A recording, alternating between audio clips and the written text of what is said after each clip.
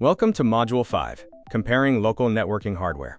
This module covers network types, hardware, cables, and wireless networking, foundational knowledge for the A+2201201 exam, and real-world IT work.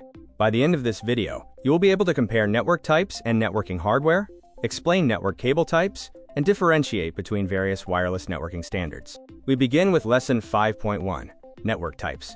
This lesson aligns with A+2201201 Exam Objective 2.7, which focuses on comparing internet connection types, network types, and their specific characteristics.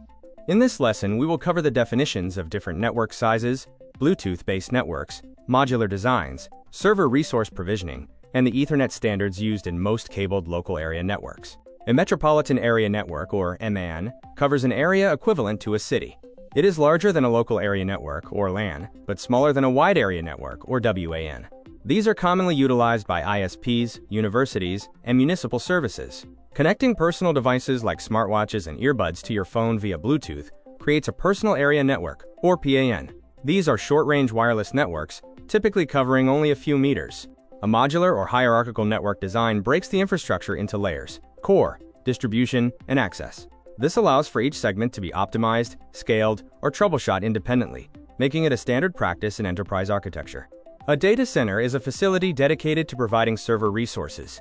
It acts as the backbone for cloud computing and enterprise services, providing vital redundancy, climate control, and physical security for critical networking equipment. Most wired LANs rely on IEEE 802.3 Ethernet standards. These define data transmission speeds ranging from 10 megabits per second up to 400 gigabits per second and beyond, with 802.3 AB and 802.3 AN being common examples. To summarize, this lesson explores three primary categories: LANs and WANs, SOHO and enterprise network architectures, and the function of dedicated data centers. Network types vary by scale and purpose. From the small-scale PAN and LAN to the sprawling WAN, each serves a specific functional need. Specialized networks, like the Storage Area Network or SAN, provide high-speed, block-level data storage for enterprises. This visual demonstrates the hierarchy of network coverage. A LAN is confined to a local area, while a WAN acts as the bridge connecting disparate, geographically separated locations.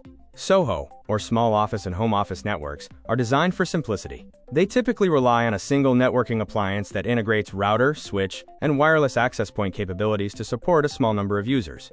In contrast, enterprise networks support large-scale organizations.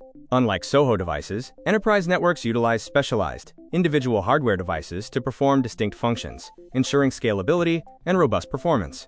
Finally, the data center serves as the hub of resource provisioning.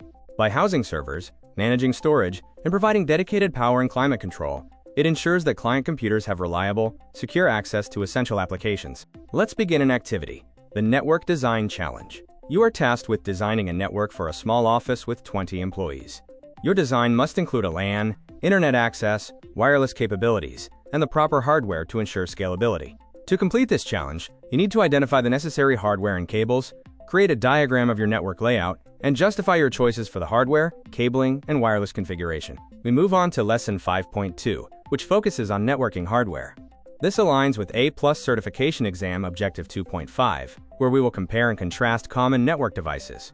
In this lesson, we will answer key questions: what establishes a physical network connection, how do MAC addresses work, how to manage in-wall cabling, and how to select switches and PoE standards.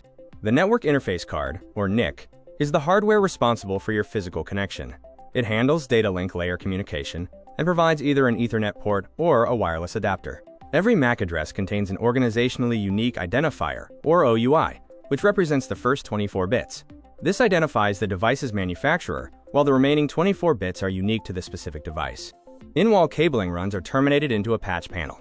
This acts as a centralized point for organization and labeling, allowing for easy connection to switches and routers via patch cables. An unmanaged switch is a simple plug-and-play device that requires no configuration. It functions by automatically forwarding traffic based on MAC addresses, making it perfect for small networks. For power-hungry devices, the IEEE 802.3 BT Type 3, or PoE+, standard provides approximately 51 watts. This is commonly used for equipment like PTZ cameras and wireless access points. This lesson provides an overview of essential networking hardware, including network interface cards, patch panels, switch types, and Power over Ethernet standards. Network interface cards use an RJ45 Ethernet port and a built-in transceiver to convert electrical or light signals into digital data for the computer to process. Whether integrated directly onto a motherboard or added as a separate PCI expansion card, the network interface card is foundational to any system's network connectivity. When using patch panels, wires are terminated at the back, while the front provides accessible RJ45 ports. This allows you to easily connect wall jacks to your switch using patch cords. In this image, you can see how cables terminate on the back of the patch panel, creating a clean and manageable connection point for your network infrastructure. Switches improve network efficiency by creating dedicated ports for each device. By keeping a table of MAC addresses, they forward frames only to the intended destination, unlike older, less efficient hub-based networks. This video shows a switch connected to multiple devices. Each device is assigned its own dedicated port, allowing the switch to intelligently direct network traffic to the correct destination. Switches are categorized as either unmanaged or managed. Unmanaged switches are plug-and-play devices for small networks with limited ports. Managed switches, however, offer 24 or 48 ports and allow for advanced configurations, including enhanced security and management functions for larger corporate environments. Power over Ethernet, or PoE, supplies power to devices like VoIP phones directly through the data cable. IEEE standards define the power delivery levels, ranging from 13 watts for Type 1 up to 73 watts for Type 4. This power is supplied by either a PoE-enabled switch or an external PoE injector. In this video, you can see examples of a PoE injector and a PoE switch. Both devices provide the necessary power to run equipment across a network in locations where a standard power outlet might not be available.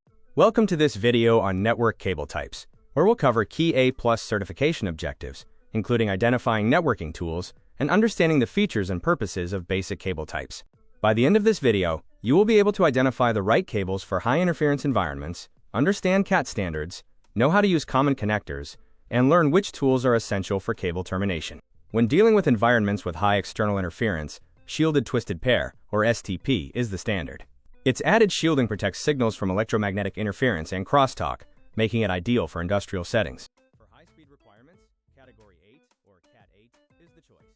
It supports transfer rates of 25 to 40 gigabits per second over distances up to 30 meters, making it specifically designed for high-performance data centers. Cat 7 cabling utilizes specialized GG45 or Terra connectors. These are engineered for high-frequency performance and superior shielding, and they are often designed with backward compatibility for standard RJ45 ports. When terminating copper cables, following the correct wiring sequence is vital.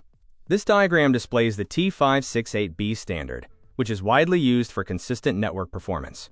To successfully fix an RJ45 jack to a patch cord, you'll need a crimping tool. It streamlines the process by stripping the cable, inserting wires into the connector, and locking the connector securely into place. Fiber optic cables are the standard for long-distance, high-speed data transfer. Because they transmit data using light pulses, they remain completely immune to the electromagnetic interference that impacts copper cables.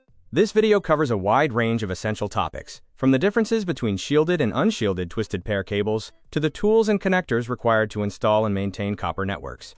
We will also look at installation considerations for copper, the specialized role of optical cabling, and the application of coaxial cabling in modern network infrastructure. Unshielded twisted pair, or UTP, is the most common cable type in LAN installations. It uses 4 pairs of wires, twisted at varying rates to cancel out internal interference, though it is limited in its effective range. STP cabling variants, such as foiled unshielded or shielded foiled twisted pair, offer different levels of protection. Choosing the right one depends on your specific environment and the level of electrical noise present. The CAT standards define performance benchmarks for network cables. These specifications are governed by the TIA EIA 568C standards, ensuring that cables meet strict bandwidth and frequency requirements. This table summarizes the evolution of CAT standards. From the legacy Cat 5 to the modern high-performance Cat 8, each iteration provides increased speeds and bandwidth, adapted for different network distances. Finally, remember that while we often say RJ45, the technical designation for our standard connector is 8P8C. This refers to its 8 positions and 8 conductors, all of which are utilized in modern Ethernet connections. The EIA/TIA 568 standard defines 2 common termination methods. T568A and T568B provide specific wiring sequences for pins 1 through 8. You can choose either, provided you remain consistent at both ends of your cable run. In structured cabling, you will encounter 2 primary termination types. Patch cords typically use RJ45 plugs that are crimped onto the cable ends,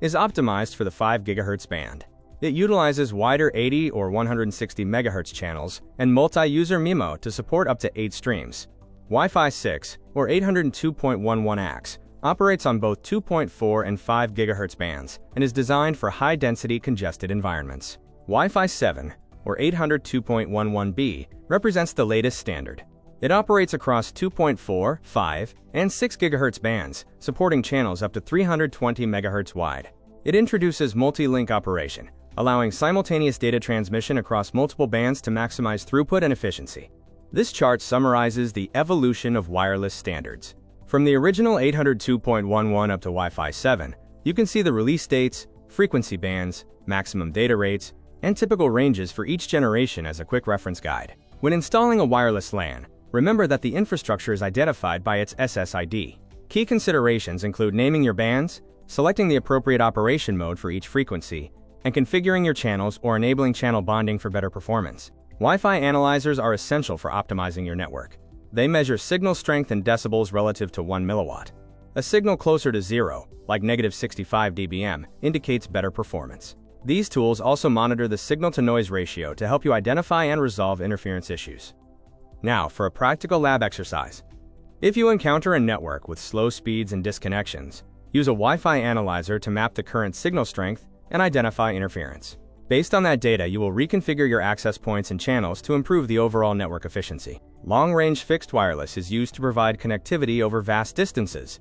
Key factors here are the transmit power and antenna gain, which together determine the effective isotropic radiated power. Precise alignment and choosing between licensed or unlicensed spectrum are crucial for success.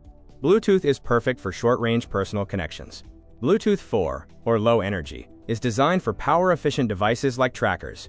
Bluetooth 5 significantly improves speed, range up to 240 meters, and broadcasting capacity, making it ideal for smart home sensors and wearable technology. RFID, or radio frequency identification, uses tags and readers for tracking.